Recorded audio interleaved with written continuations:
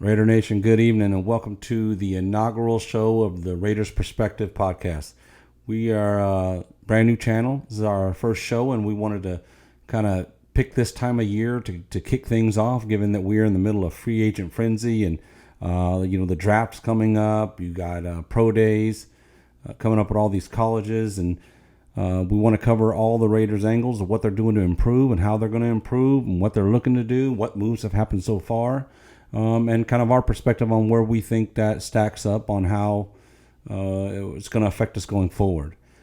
So with that being said, I want to jump into a few stories right off the bat. So let's talk about Jimmy G. So Jimmy G is now the Raiders' new starting quarterback. He got a 3-year, $67.5 million contract, but we always look at the guaranteed money, of course. So, essentially, I think this breaks down to a 2-year, $45 million contract.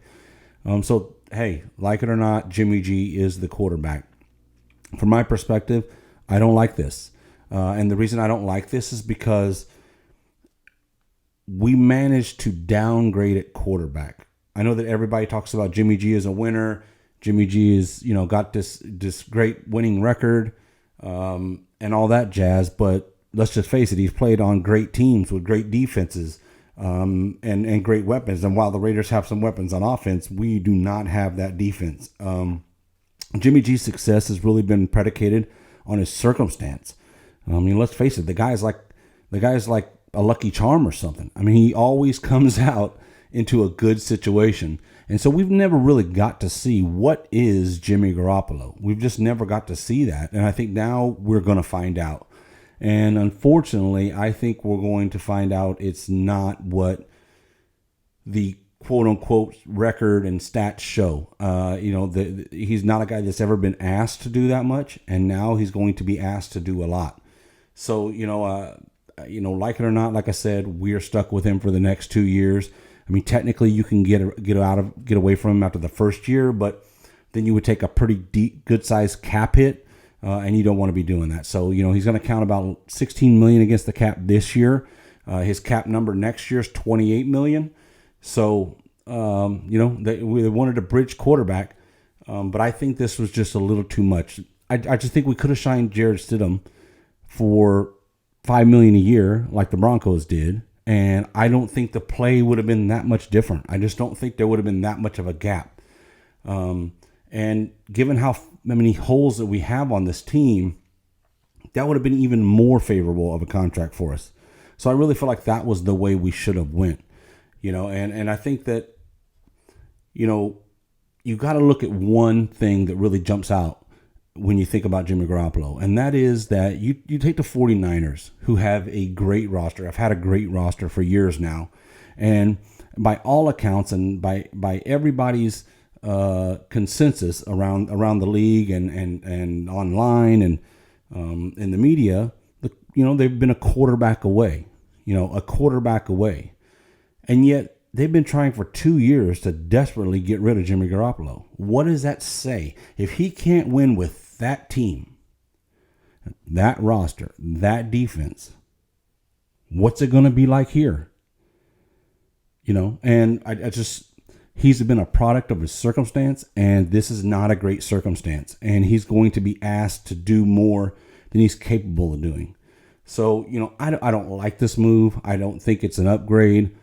I think it's a downgrade. And what was the point? What's the point of Jimmy Garoppolo? I think that's the end. They could say, well, he's Josh McDaniel's system. He knows Josh McDaniel's system. It's been 6 years since he played for Josh McDaniels.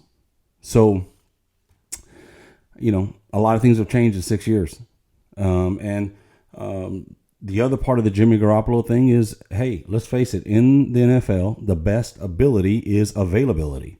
And to say he has an injury problem or an injury history is an understatement. In the 5.5 years he's played for the Niners, he's only had one full season. And then, I think if you add the other seasons combined, it adds up to about, less than a season, actually. So it's, he's just not available. He's always hurt. What are the chances that he's going to make it through the whole season? If you look at his career as a whole, he averages about 9.5 games a year. So it's the over under of 9. And let me remind you, he's been hurt with the Niners despite having a fantastic offensive line. And we have a middle of the road offensive line. Our offensive line is not terrible, but it's nowhere as good as the Niners offensive line is. And he's not mobile. I mean, if you thought Derek Carr had some mobility issues, I mean, Jimmy G is, he may be less mobile than Tom Brady, at 46. I mean, and that's not even an exaggeration. So I don't know how this is going to pan out. But I think that, when you look at the situation, what do Raider fans have to be excited about with this?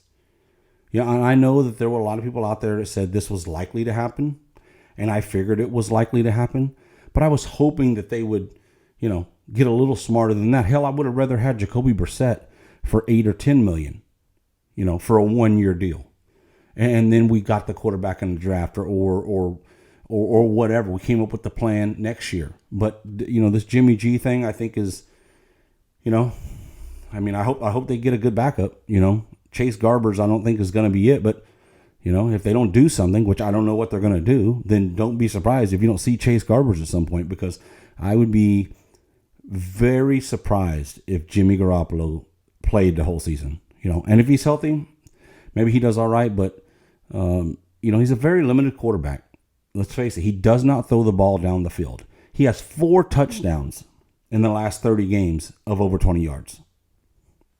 To give you some perspective, Derek Carr had 14 touchdowns of over 20 yards in the last 30 games.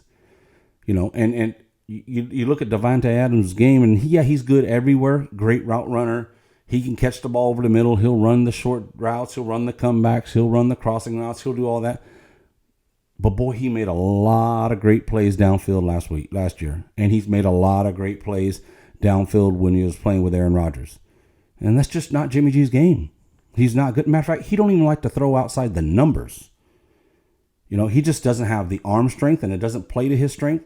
And I just think this is, he's going to be the most handsome quarterback in the division, but he's by far going to be the worst. There's just no question about it. He's going to be the worst quarterback in the division. And we have to live with that. And, 21 plus years of mediocrity, this just doesn't give me a lot of confidence. It doesn't give me a lot of confidence in this regime and where we're going. But, we have to, I guess, let it play out. But, that isn't the only puzzling move that's going on in this free agency. There's no question that when you look at free agency, you look at the draft. Now, we haven't got to the draft yet, but when you look at free agency, the biggest need for this team was on defense.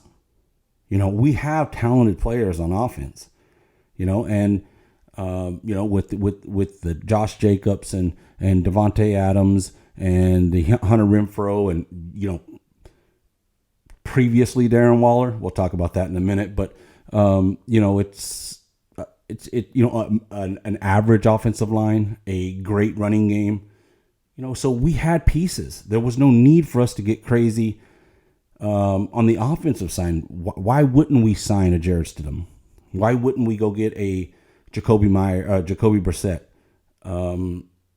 And just go that route if we're going to go that route, and try to move up to number 3 and see if we can get a guy if one of the top 2 guys are available. And that's going to be another subject as well. But, I just think that we are looking at, 4 to 6 wins, 7 wins.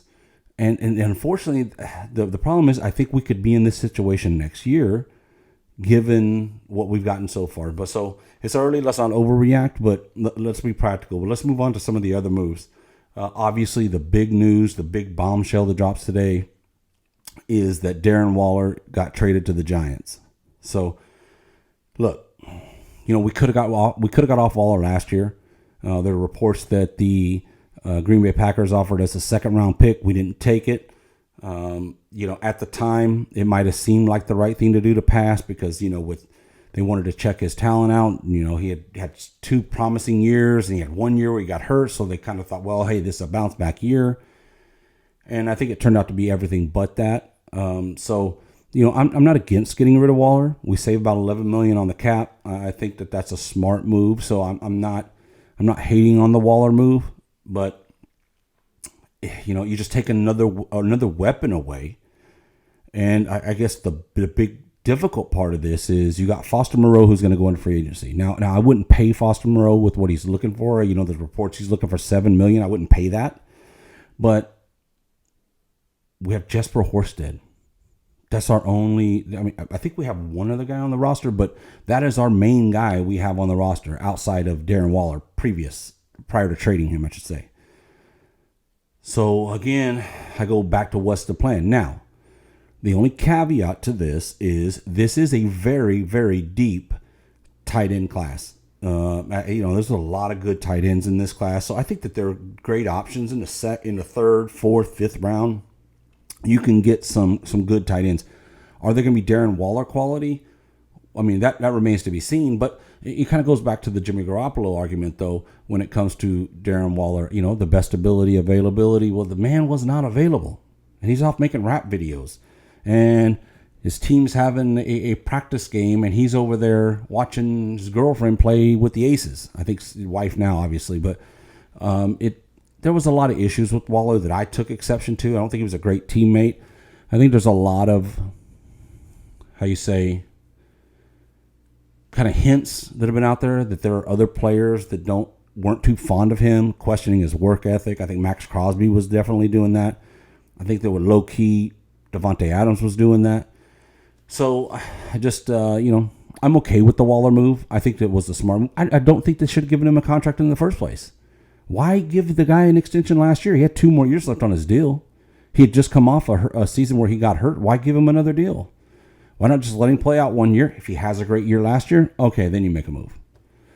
So, and I think, it just seems like that, they're trying to really weed out all the Gruden and Mayock era players. And I can understand that. Every coaches happens on every team. And I think that's smart in a lot of ways because there definitely were some bad decisions made by Mayock and Gruden. There's no question about it. But nevertheless, hey, Waller's gone. We got to move on. That's the way it is. I just hope that they got a plan in the draft or they can look in free agency and bring somebody in. Don't be surprised if it's an ex-Patriot because it seems that, like, if you're an ex-Patriot or a current Patriot, they got their eyes on you. Obviously, it's become pretty pervasive. So, with that being said, hey, Waller's gone. We got to move on. And that's the way it goes. So this is the NFL. It's a business. And we have to look at it like a business. And Waller wasn't producing enough, so we had to move on. We did make some other moves today. I think probably the most notable move was Jakobi Meyers, bringing him in, a ex-Patriot, obviously. Look, I think he was probably the best wide receiver available in this free agent class, which is very lackluster, to say the least. But I go back to the same thing I kind of said at the beginning of the video is we need to address the defense. Why are we spending more money on the offense? Now, I know, look, you end up getting rid of Waller. It's kind of a swap if you look at the deal that Myers got. So it's kind of a swap in salary. Well, why not just use that extra money for defense? Why not? I'm waiting for the Raiders to really address the defense. And the problem is look at the remaining free agents. Most of these big name free agents that all of us thought that the Raiders should target, they're almost all gone. And teams that didn't have hardly any cap space are swooping them up. You look at Hargraves went to the 49ers. They didn't have no cap space hardly, but they're making it work. I mean, the Niners, man, that's another story. I hate the Niners, but my God, you cannot deny that they're just a stacked team. I mean, there's just no way around it. They're a stacked team. We'll see. I mean, still have the quarterback issue not solved, but wow. I mean, I don't know what else to say about them, but wow. So we're going to see what happens there. But the Jakobi Meyers move, I think he's maybe slightly better than Hunter Renfrow, probably more of a vertical threat. But the problem is going back to Jimmy G's limitations, why do we need to add burning speed and a downfield threat when Jimmy G doesn't throw it over 20 yards? 4 touchdowns in the last 30 games. 4 touchdowns over 20 yards in the last 30 games. What was the point of getting this player? I don't understand the logic in going out and targeting a wide receiver when you got so many holes on the roster on defense and offensive line. You got none of the top offensive linemen. I know Orlando Brown's out there, but we ain't getting him. That's not going to happen. You just take that off the table right now. That's not going to happen. So, there's still a few good defensive players out there, but I mean, the pickings are getting slim. I got to tell you, Chauncey Gardner, I mean, he's out there. I'd love to see him do something like that, but they're getting pretty slim. They also signed safety from the Eagles, Epps. This is a little bit of a head scratcher to me as well. Look, we had a need at safety, no question about it. I mean, Jonathan Abrams was, that disaster. I mean, but Epps is kind of a Jonathan Abrams type. He's a thumper. He's decent against the run, but he is horrible in coverage. Horrible. I mean, I don't know. I mean, this is part of the whole problem the Raiders had with linebackers last year and with Jonathan Abrams at the safeties is they can't cover. Well, this guy is the same thing. Yeah, he'll be good against the run, probably good blitzer, but he's a third tier. He's a third tier safety. That's just the way it is. He's a third tier safety, and so maybe a special teams player. But again, I don't think you pay $6 million a year to a special teams player. So I think they plan on plugging him in. I and see what happens. I don't know. We'll see. As far as the linebackers go, they did sign Robert Spillane. I'm not sure exactly how he pronounces that. Sorry if I butchered that, Robert. But they did sign him. Look, he's kind of a Denzel Perryman. I think he's good against the run. I think he's good tackler, but he's not a sideline to sideline guy that's going to be able to cover. So I think he's the in the box guy, but he's not your third down linebacker. I mean, what are you going to do with him? So, I mean, why not bring back Perryman? Now, was he cheaper than Perryman? Maybe that's why they brought him back, and that might be valid. But it seems to me that there was not an upgrade here again. And, that's just overall, this has all been very underwhelming. We walked into this free agency period and all of us were excited. All of us. The Raiders had the third most cap space. And we knew they were going to do some restructuring of some deals. They did with Max Crosby. And we're thinking, hey, this is going to, we're in it. These guys are really going to make moves now. They want to win. And it's been blah. I mean, blah. I mean, there's no other way. That's the only kind of way I can describe it. I mean, there's been nothing. I don't think we've even got a frontline starter. Jacoby Myers is a second or third receiver. We haven't even gotten a frontline starter, and nowhere near a frontline starter on defense. Nothing. Yeah, we have. We got the number 100 pick from the Giants for Waller. Okay, we got 12 picks in the draft. Okay, but out of the 12 picks, let's just use the averages. Maybe 3 hit, maybe 4 if you're lucky. If you really draft well, 4 out of the 12. Maybe if you really hit the jackpot, you get 6. Maybe. But I think that's really asking a lot. So from my perspective, I just think that this is concerning, and to be honest with you, it's very disappointing. And we're hoping for more from this regime. But so far, it's very underwhelming. And there's a lot of people out there to say we need to give this regime a chance. Give Dave Ziegler and Josh McDaniels a chance. And while I agree with that to a degree, I think the problem is what in Josh McDaniels' career, head coaching career, has ever proved that he deserves an opportunity. Can you name anything he's done that makes him deserve an opportunity? I just don't see it. So I don't know. But I think that when you look at these signings, Garoppolo, basically a 2-year deal. Epps, a 2-year deal. Jacoby Myers, basically a 2-year deal. I think that Mark Davis is going to give him 2 years. I think, unless, they come out 1-8 or something like that. And then possibly he's on the hot seat. But I think you're going to give him, they're going to give him 2 more years, and I think that's what's going to happen. And I think part of that is Mark Davis is, he's not like a lot of these other owners. He's not independently super rich. The Raiders are his wealth. That's what he got. And he had to pay Gruden his money. Head coaching contracts are guaranteed. I think that you guys got to understand they're all guaranteed. So, he has to pay off Gruden. Now, whether that was in a settlement, he's paying him, annually, I'm not sure of, but he's had to pay him. So I don't think he can afford financially to get rid of Josh McDaniels. Not right now. Now, obviously, if it gets too bad, then he's going to have to do something. I know one of the complaints one of the things that Mark Davis said last year was he was embarrassed at the Raiders home game because there was really no Raider fans in the stands, or they were the minority. Well, Mark, what are you doing and what is your staff doing to give fans hope? You expect us to go and pay the highest ticket prices or amongst the highest ticket prices in the league to watch this? What are we excited about? I know you say you have the plan.